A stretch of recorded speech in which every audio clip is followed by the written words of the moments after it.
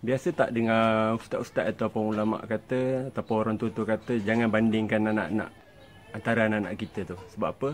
Sebab dia orang pun anak-anak kita juga kan. Macam tu jugalah kita dalam industri minyak zaitun dan habatus sauda ni lah. Kita jarang sangat membanding-bandingkan produk kita dengan produk orang lain.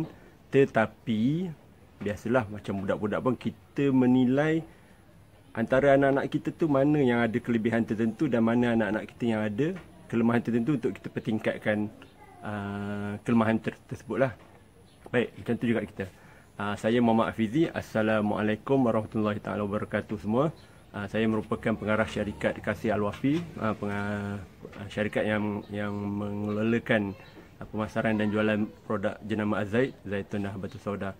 Baik, bila orang bertanya mengenai perbezaan antara dua jenama contohnya, kebiasaannya kami di HQ tak galakkan untuk membuat perbandingan antara jenama, sebab kita tahu dalam industri minyak zaitun dan habatus sauda ni semua syarikat cuba mengeluarkan produk yang terbaik untuk dikonsum oleh para pengguna dan prospek di luar sana. Jadi kebiasaannya kita hanya menceritakan ataupun berkongsi kelebihan produk kita untuk pengguna nilai lah. Dan bila diorang sendiri amalkan baru diorang tahulah mana yang betul dan mana yang tidak. Jadi biasanya kita takkan terlampau beria-ria untuk ceritakan yang produk kita yang terbaik, produk orang ni teruk, produk orang ni kurang bermutu. Kita jarang cerita macam tu. So itulah kita cuba untuk elakkan semua tu, sebab kita tahu semua orang semua syarikat cuba untuk memberikan yang terbaik untuk pengguna. Baik, jadi kalau kata kita ditanya soalan sebegitu, biasanya saya akan syorkan untuk kita menjawab empat perkara inilah secara asasnya. Jadi boleh jadi abang-abang, kakak-kakak tak biasa lagi untuk jelaskan benda tu, jadi saya kongsi sedikit. Okey, yang poin pertama ialah kita menggunakan minyak dari perahan sejuk. Perahan sejuk ni ialah satu proses yang tidak menggunakan haba, yang menggunakan kaedah lama di kilang sana, di tempat kita mengambil raw minyak kita tu. Kemudian dia tak menggunakan mechanical dari segi industri lah, maksudnya yang gunakan teknologi yang canggih-canggih ni. Sebab tu biasanya teknologi yang perahan sejuk ni kita panggil cold press. Dia memberikan hasil yang terbaik lah dalam industri minyak zaitun ni, habatus sauda ni. Kemudian kita menggunakan extra virgin oil. Minyak zaitun ataupun habatus sauda ni biasanya dia ada 4 atau 5 kategori minyak zaitun. Extra virgin, virgin oil, light oil dengan pomace. Jadi untuk kualiti minyak zaitun ni kita ambil yang extra virgin oil. Extra virgin oil ni kira yang paling top lah, maksudnya dia perahan yang pertama dan kita dapat hasilnya di situ. Baik, dia extra virgin oil, kemudian light dan pomace ada penggunaan tertentu lah untuk masak, untuk salad, untuk dressing salad kan, dan untuk makan macam tu je. Yang itu yang terbaik lah, yang extra virgin kita buat ni.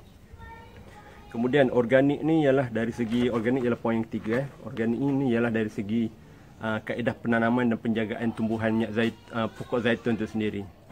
Jadi organik ni tidak menggunakan bahan kimia lah dalam proses nak mengeluarkan hasil tu, ditanam, dijaga, itu tak menggunakan bahan kimia. Jadi itu yang terbaik lah.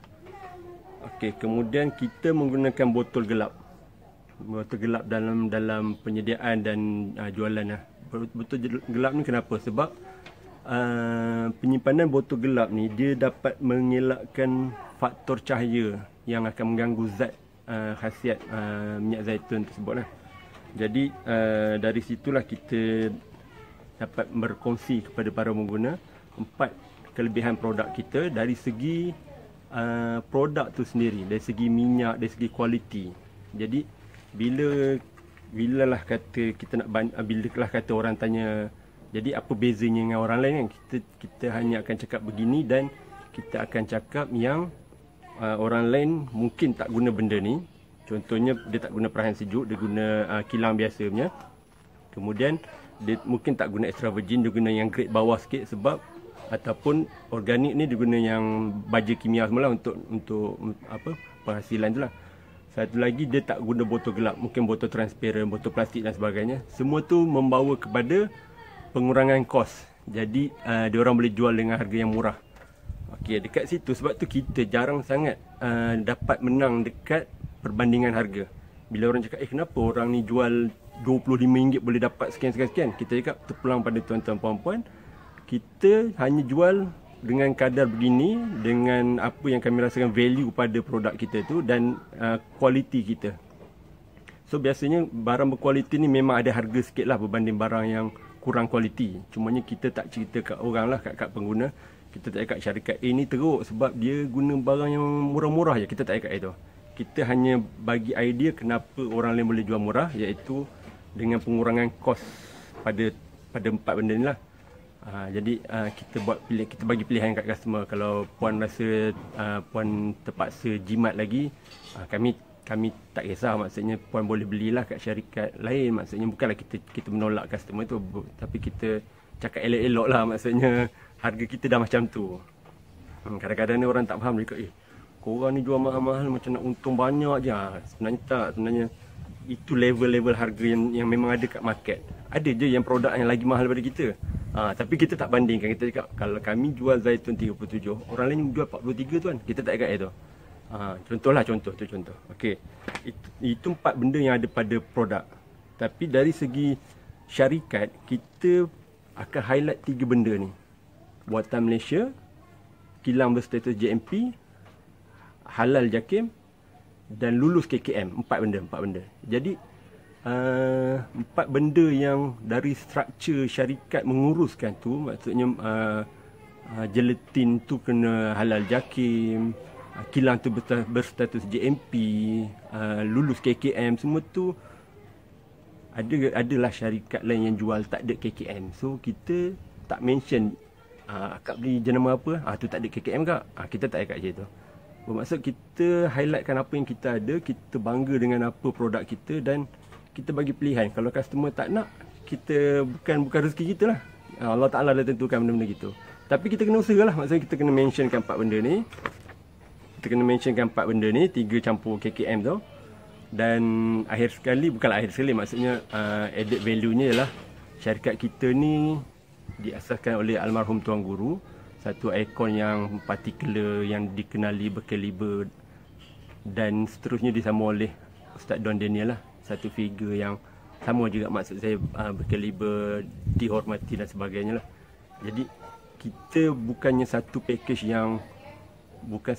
produk yang biasa-biasa, tetapi sebenarnya luar biasa dan kita bergerak pada kadar yang sepatutnya lah.